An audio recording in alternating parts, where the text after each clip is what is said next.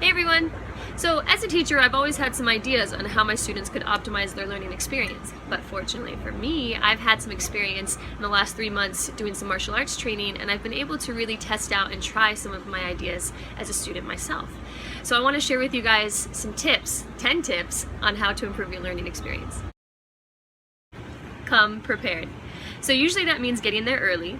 I know for me, if I show up really frantic running in the door late, it takes me a long time to get mentally in the game for my learning process. So I really try to get there 10 minutes early. Usually I'm warming up, grabbing a tennis ball, kind of stretching out my body. And so when class starts, I'm ready to rock and roll. Also, if there's anything that you need to learn, for example, in my classes, I need to learn how to wrap my hands. In the very beginning, it was super confusing. So I spent a lot of time, I watched tons of tutorials on YouTube. I talked to a lot of other students on how they did it, and I practice and practice. That way I came always wrapped and ready, and I can do it really fast now so that if I have to in the middle of class, I can get it done. Get in the front of the class. Now, even if it's a day where you're so tired and you want to take it easy, put yourself in the front of the class. It's going to help your learning experience. You're going to pay more attention. You're probably going to get more one-on-one attention from the teacher. Usually when I'm in the front, I forget the 50 people behind me, and it feels like a private lesson experience, but for the cost of a group class.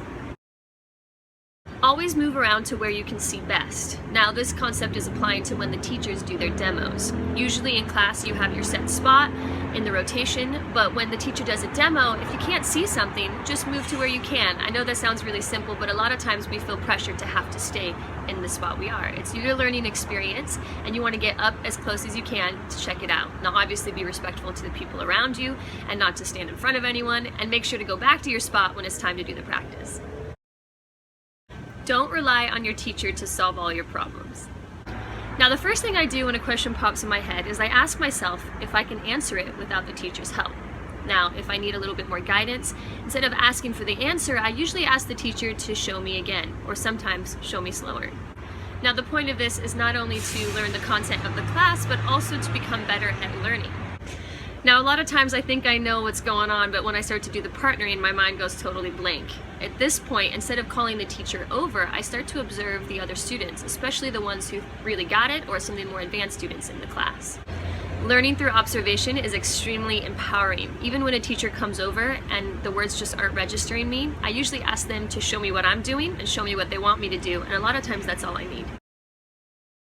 Become a master at observation.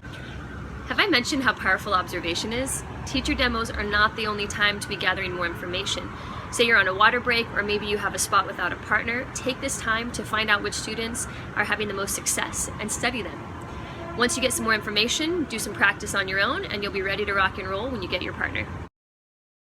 Fake it till you make it. I love this one. So as you're watching other students and teachers in class, don't just watch their techniques, but also watch their attitude and how they approach their learning experience. I don't just watch the advanced students for the way they take on the techniques, but I also watch their attitude. And I've used this a lot to amp myself up at times where I feel like giving up or getting really frustrated. Sometimes I'll even observe what they're wearing, what kind of shoes, what outfits, that help them maximize their learning process. I take all of this information and I pretty much try to act like that as best I can. It's amazing that when your brain is on board, your body's going to catch up really fast. Encourage your teacher to want to help you. It's important to find the balance between showing your teacher that you're committed and hardworking, but also not hovering in their space. One way I do this is I make sure to position myself near the teacher as best I can in class, but I also make sure that I respect their distance, so when they're doing demos, I give them the needed space. If I can, I try to be the last one to leave. A lot of times when I've done this, the teacher will notice, and sometimes they'll come and help me out, and I get some extra tips. It's great to ask a lot of questions and stay engaged in class, but also make sure that you're respectful of your teacher's time. For example, it's okay to ask a question after class, but make sure that they're questions that usually have a short answer. Also make sure that any questions asked are usually backed by a lot of time that you've spent working on the issue first. Film a recap after every class. Now, in the dance scene, a lot of people will ask their teacher to do the recap. It's actually important that you do your own recap. Talking and demoing to the camera after class will solidify things way more than you can writing something down.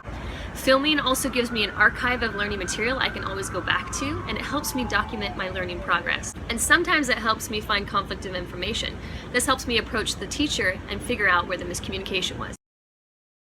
Become a partner that everyone wants to work with. It's important to try to stay humble and respectful in your interactions with other students in class. Even if you feel like the other person is wrong, be really careful in the type of feedback you give and make sure that you're not placing blame. It's always safer to ask the teacher to come over and help, and that way you can also learn how they handle the situation. Other things you can do is ask your partner what their goal is in that moment, and it'll help you to tweak how you approach the exercise. When you earn the respect of your fellow classmates, they want to work with you, they want to help you grow, learn, and succeed. And lastly, don't forget how powerful it is to look someone in the eye and thank them. Be patient and respectful of the evolution of your relationship with your teacher. I can tell you from firsthand experience that when you find that teacher that you love, you want to take them for a beer, add them on Facebook, and become their best friend. But the problem with this is that invading people's spaces will push them away, and that's not going to help you with your learning experience. Trust me, if you're consistent and hardworking, people will come to you. Okay, you guys, so I'm talking a lot about the power of observation as a way to become a better student. Now the cool thing is, there's a really easy way for you to get better at this, and that is through rhythmjuice.com. The reason I say this is because you watch your teacher online, you film yourself, you watch yourself, and doing that over and over again has really shown to have amazing results in students being more empowered in their learning experience. So you can go to rhythmjuice.com, join our mailing list, or you can just like our Facebook page or our YouTube channel and stay up to date on our latest content. See you later, guys.